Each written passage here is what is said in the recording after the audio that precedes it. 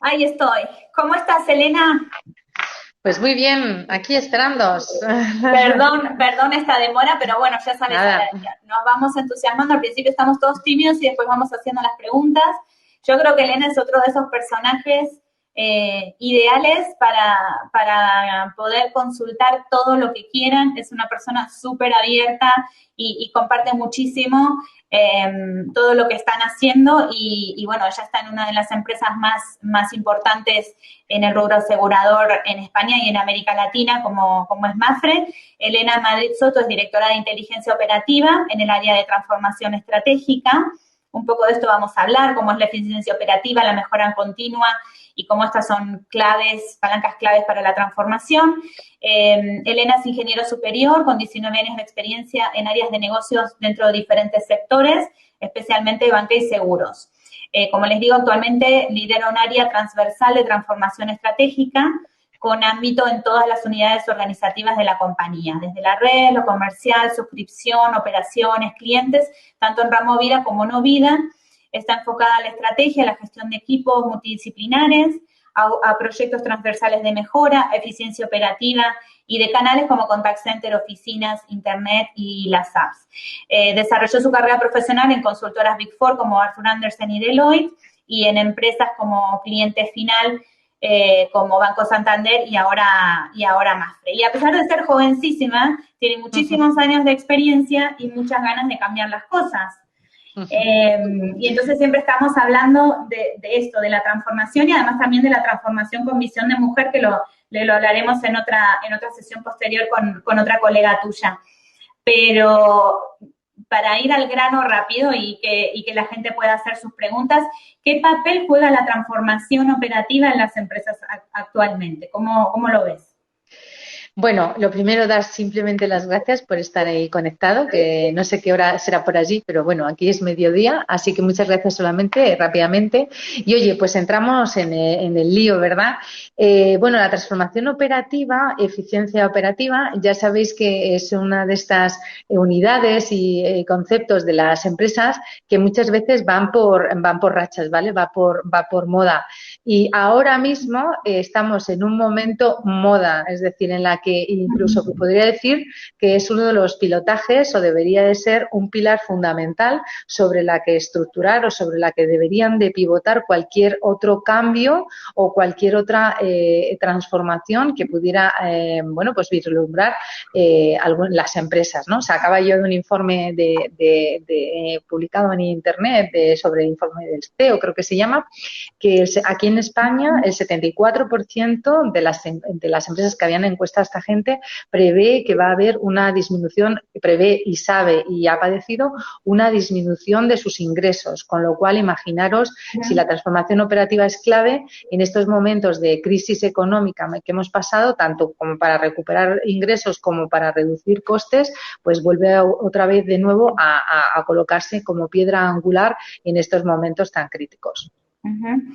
¿Y cuál fue el papel de la transformación operativa en todo este año? Que bueno, fue un Bueno, tsunami. un año magnífico.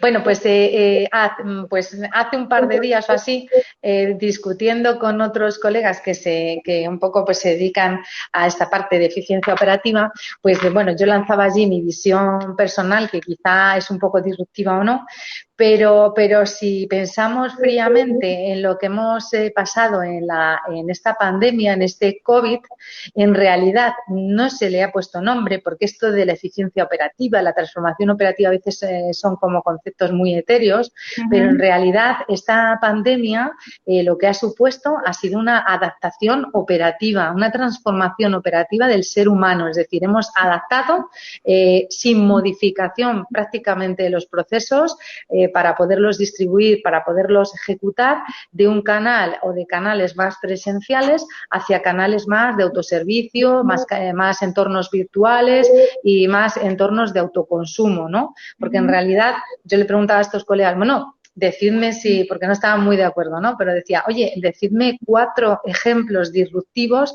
de innovación tecnológica que haya impuesto la pandemia, ¿no? Y no salía ninguno, ¿no? Porque los entornos de Teams y de Skype llevan muchos años en el mercado, se ha impulsado su uso, las plataformas de e-learning, pero en realidad temas disruptivos tecnológicos, es decir, que esta pandemia haya supuesto, dijéramos, una invención fuera del entorno sanitarios, ¿vale? Que ya sabemos que la vacuna es fuera de esos, el entorno de salud propio, en realidad esta pandemia, cómo la hemos sobrellevado los seres humanos con impacto mundial, de verdad que ha sido un ejemplo muy claro de la capacidad de adaptación operativa y transformación operativa de todos nosotros. ¿Y cuáles te parece que fueron, o según tu experiencia, cuáles fueron los procesos que más se impactaron por la pandemia? Sí. En realidad esa es otra reflexión y no sé si estaréis de acuerdo o no, os invito a que también, oye, que alguno nos lo discuta. Pinchéis mi visión. Efectivamente, en realidad, los procesos operativos, ¿qué es lo que ha sufrido impacto?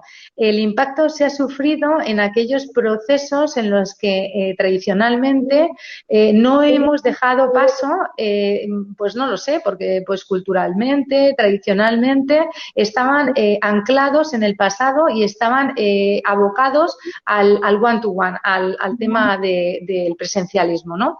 Como eran los entornos presenciales de trabajo, ¿vale? Es decir, ¿qué adaptación, qué procesos? Pues si os dais cuenta, procesos operativos de logística, de venta por Internet, de marketing, ahí no hemos visto grandes disrupciones. ¿Qué ha ocurrido? Pues aquellos procesos en los que en general no hemos dejado paso a esa modernización o transformación, como son la formación de los más pequeños, es decir, porque e-learning de adultos, e-learning y plataformas colaborativas en otras edades sí que estaban ya implantadas.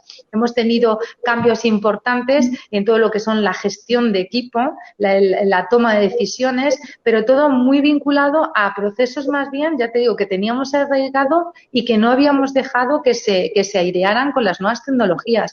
Pero en realidad procesos operativos, de verdad que yo no veo muchos cambios. ¿Qué ha habido también? Se ha generado un nicho de negocio para determinados productos y servicios, con lo cual eso es la novedad, pero no ha habido cambio, ha habido novedad. El que se dedicaba a colonias o fragancias se ha puesto a hacer gel hidroalcohólico. Las ventas de las mascarillas, es decir, se ha generado un nicho de nuevo producto, pero en los sectores que nos dedicamos a seguros, la banca, en realidad te has adaptado a un nuevo canal. Pero yo no tengo conciencia de haber vivido grandes cambios radicales de procesos, ¿vale? Pero supongo que la discusión con tus colegas sería esa, porque vos tenés una visión muy futurista y radical del cambio, y para la media estos fueron grandes cambios. El teletrabajar fue un cambio como enorme. Vos porque sos muy exigente con lo que pensás de transformación operativa. Claro, sí, en realidad por eso, en realidad sí que ha habido una transformación, un impacto importante, pero yo por lo menos no identifico una disrupción tecnológica, por ejemplo, como es la sensación que ha tenido la gente. Son nuevas formas de trabajar, pero al final el médico ha desempeñado sus mismas funciones, tanto en su despacho como vía telefónica. Lo que ha tenido que hacer ha sido adaptar su profesión, pues de un entorno one-to-one a vía telefónica. El profesor ni siquiera se ha adaptado a cómo enseñar a través de medios o entornos colaborativos.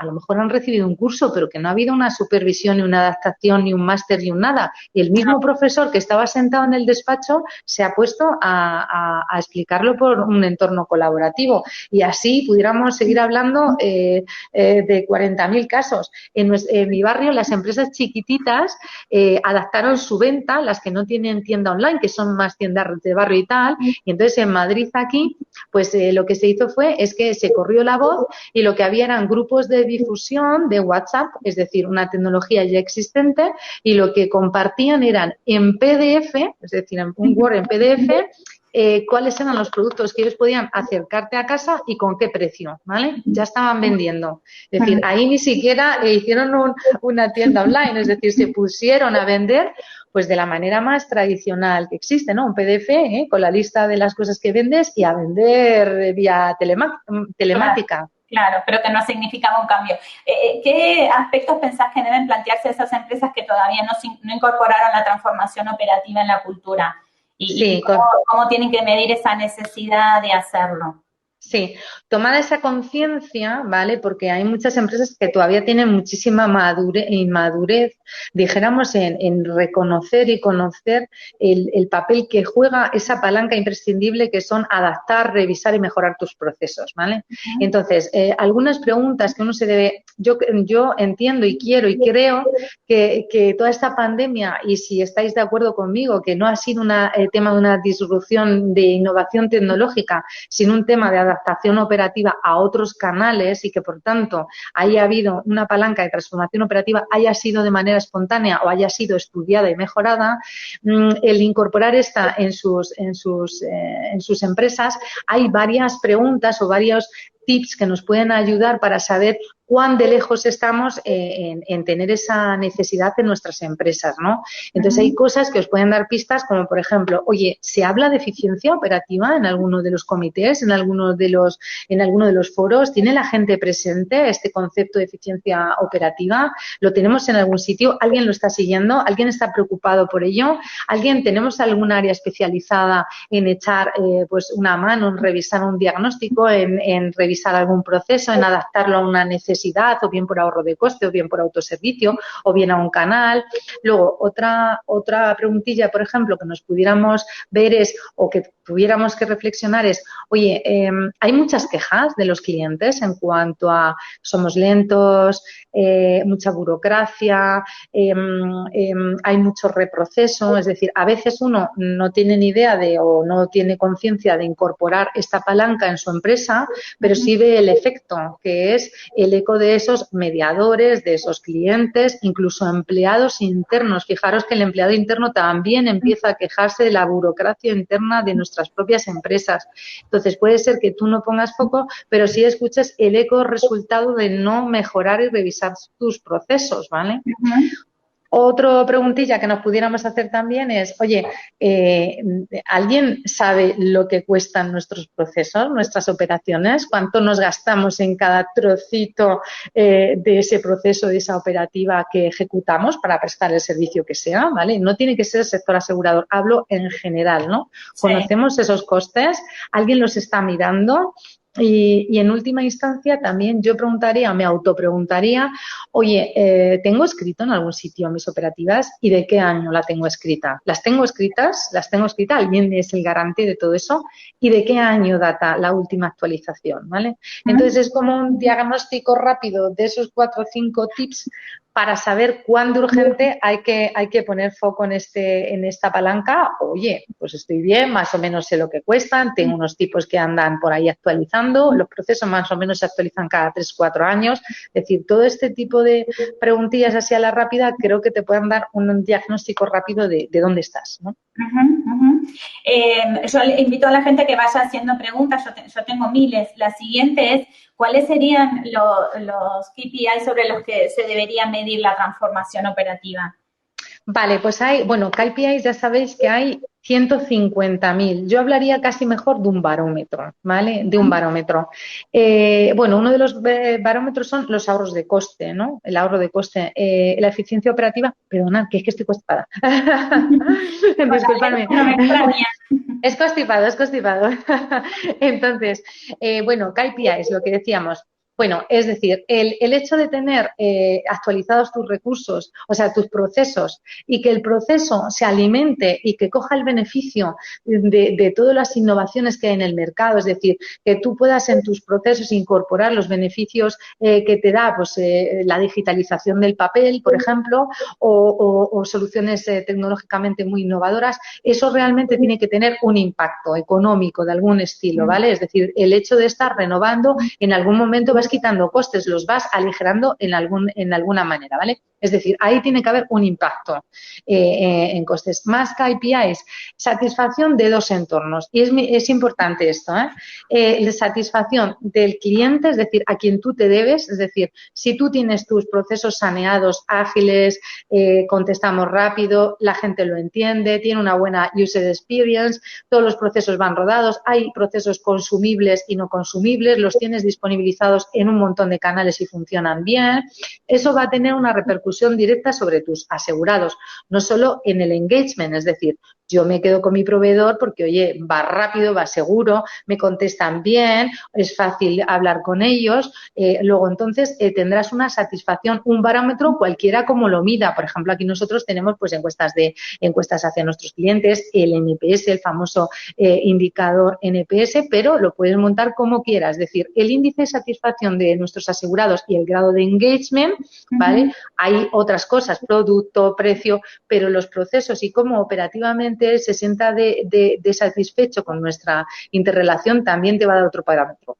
Y el último, que no menos importante, por favor, los empleados, proveedores, personas que participan de tu empresa y hacen posible tu empresa. Hay un cambio de perspectiva y hasta hace muy poco relativamente el cliente, el customer, ¿verdad? En el centro, siempre en el centro, pero cuidado que el modelo ahora mismo operativo organizativo tienen que estar todos dentro, es decir, si tú hacia el asegurado, hacia el cliente tienes unos grandes procesos, un modelo operativo buenísimo, pero luego los que están en el backstage, es decir, tus propios empleados, proveedores, mediadores, resulta que esa experiencia contigo mismo para hacer esa prestación es mala, pues, pues lo tienes complicado, ¿vale? Entonces, esas son un poco KPIs que os propongo yo, pero hay un montón. Hay un montón.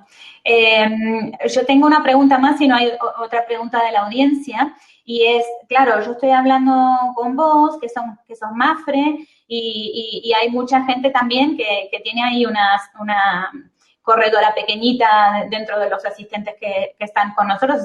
¿Tiene algún sentido para ellos también tener, no ya un departamento ni nada, pero una persona que se ocupe de esta transformación operativa o de estar en este seguimiento?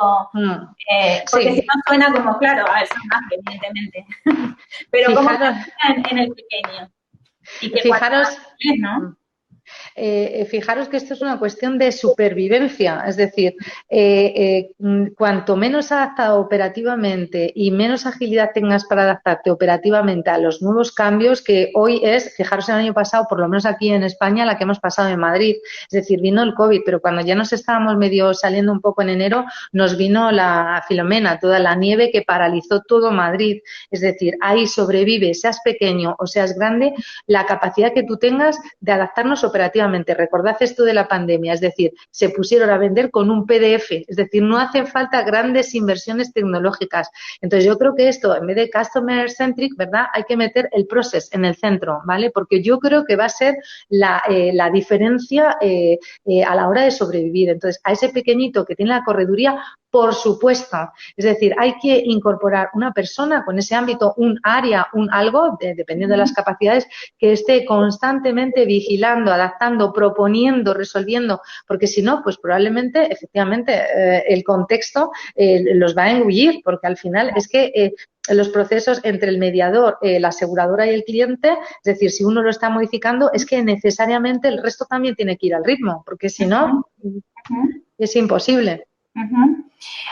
No sé si hay alguna pregunta de la audiencia, ya saben que pueden participar con video, con micrófono, o que pueden hacer una pregunta simplemente escribiéndolas en el chat.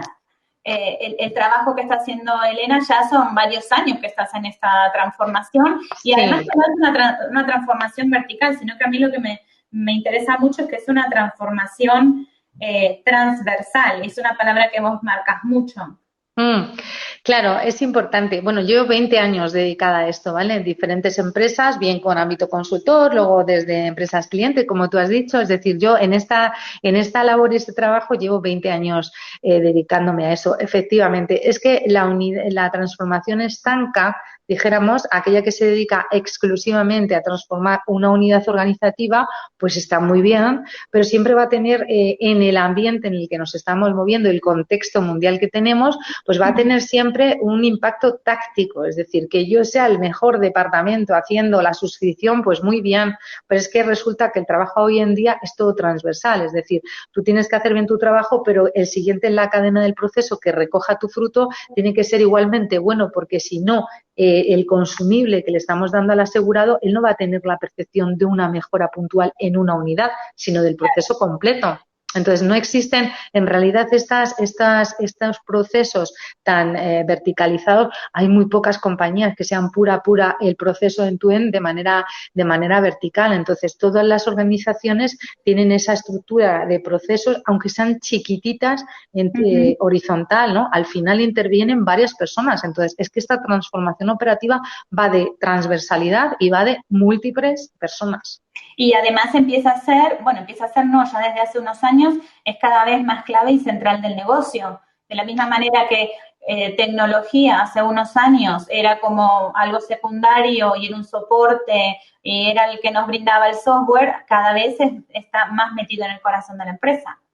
Sí, yo creo que también esto es un cambio importante porque fijaros que en los últimos tiempos los típicos, yo que de eso que llevo pues un largo rato aquí en todos los procesos de la compañía, cuando te mandaban pínteme usted los procesos de la compañía, siempre había ciertos procesos que eran muy de soporte, pero fijaros que esos procesos que antes eran de soporte están convirtiéndose en palancas cruciales de la compañía. Por ejemplo, acabamos de dictar un ejemplo, ¿no? En esta pandemia pues ha habido una transformación operativa, pero cuidado el papel que ha jugado en las unidades de recursos humanos, que siempre esos procesos de recursos humanos, si lo ves en cualquier manual de toda la vida, los procesos de recursos humanos son procesos de soporte. Claro. Fijaros la que hemos pasado sin esas palancas de recursos humanos, ayudando en todo el contexto de teletrabajo, dando normas, fijaros cómo hubiéramos pasado la pandemia, ¿no? ¿Qué hubiera sido? Entonces, fijaros que esos procesos de soporte, como también ha sido tecnología de toda la vida de Dios, es decir, están cogiendo un papel pues muy importante en lo que son las compañías, ¿no? Ya, pues lo hablábamos recién con Marcos Urarte y él decía, y lo hemos comentado nosotros también muchas veces, es básico el cambio cultural y el cambio de las personas. Vos no podés hacer una transformación operativa si no tenés el apoyo del equipo. Correcto. Entonces ahí probablemente haya un cambio también de paradigma, ¿no? Incluso cultural en todas las empresas, porque igual que se identificaban estas áreas de soporte, pues quizá con menor valor añadido para lo que es el negocio, estamos reubicando esas. No quiere decir que vaya a tener muchísimo más peso, pues que un área core del negocio, como pueda ser una suscripción o la parte comercial. Yo no quiero no os llego tan lejos como eso, pero sí es verdad que se están convirtiendo en ingredientes fundamentales en la fórmula de transformación y de cambio que estamos viviendo ahora mismo. Claro, claro. No sé si alguien quiere hacerle alguna pregunta a Elena sobre esto que estamos hablando o sobre otros temas relacionados. Como les conté, Elena tiene 20 años en transformación operativa, en disrupción, y bueno, además en el mercado local es bastante proactiva en estar haciendo todo tipo de cambios y empujando a que las cosas sucedan. Por ahora no hay ninguna pregunta, pero bueno, yo te puedo dejar en contacto con ellos, si alguien después se anima o hacerte alguna cosa más, hacerte alguna pregunta, una cuestión que sea mucho más puntual, quedan en contacto. Yo te agradezco muchísimo, como siempre, que participes con nosotros. Pues perfecto. Oye, que no tengáis timidez y cualquiera que esté por allí, tanto estéis bien consolidados, es decir, hay diferentes grados de madurez, hay empresas que lo tienen muy consolidado y para ese tipo de empresas que no sé quién estáis por ahí detrás, pues oye, os invito a que compartamos best practice porque siempre uno puede aprender de otras cosas que ha hecho otras compañías y aquellos pues que estéis un poquito más inmaduro, pues este camino se empieza rodando, es decir, de poquito a poquito, así que no tengáis timidez en preguntar incluso primeros pasitos porque bueno, pues ahí os echamos una mano a quien necesite. ¿Vale? A quien necesite. Hay una pregunta justamente de Alejandra que va un poco en ese sentido. En la estrategia de transformación digital, ¿es necesario antes agotar un proceso de mejora de los procesos o puede ser algo simultáneo? Pues mira, vamos a ver, es que lo uno es inconcebible sin lo otro. El otro día en un curso de formación que doy aquí yo internos les contaba un ejemplo que hemos tenido en una empresa aquí en España, no quiero decir el nombre porque lo hemos vivido desde fuera. Es decir, es que la transformación digital sin revisar y adaptar esos procesos al contexto digital es que es una fórmula imperfecta, ¿no? No son pocas las compañías aquí en España que han reconocido cierto fracaso fracaso en el sentido de se han dedicado a limpiar la fachada de sus autoservicios, las web, sus oficinas, en cuanto a digitalizar esa fachada, es decir, ser más innovadores, y no han revisado el backstage. Es decir, a ti no te vale de nada tener una fachada totalmente innovadora si luego cuando el backstage del proceso empieza a funcionar, pues de repente te logas con la firma biométrica y resulta que luego las comunicaciones intermedias de tu proceso, de tu prestación de servicio, pues tienen que ser vía carta. Y eso lo hay, y aquí ha pasado. Entonces, es que van de la mano. Yo la una sin la otra no la veo. Tampoco puedes hacer procesos en backstage súper innovadores y digitales y resulta que tengas una fachada de compañía totalmente arcaica, ¿sabes? Con un logo, una user experience, un look and feel, pues que te recuerde a los años 20. Es decir, para mí ambas son dos caras de una misma moneda que no se deben de acometer la una sin la otra. Pregunta Emanuel. El coaching ontológico orientado al equipo con el fin de hacer un equipo de alto rendimiento, ¿cómo lo consideras? Más allá de lo positivo, si consideras que eso es una transformación o no. Ellos lo toman, ellos dicen que son un broker y que ellos sí lo están tomando como dentro del proceso de transformación. Sí. Para vos, ¿dónde lo ubicas? Es que es un todo. Es decir, nosotros, no me ha dado tiempo a contaros todo, pero mi propio área organizativamente es una transformación dentro de la compañía. Es decir, el eje de las personas hay que tocarlo. No hay ninguna transformación posible de ninguna compañía, sea pequeñita o sea grande, si no se toca y se genera el engagement de las personas. Tenemos tradicionalmente muchísimas cosas que cambiar, ¿vale?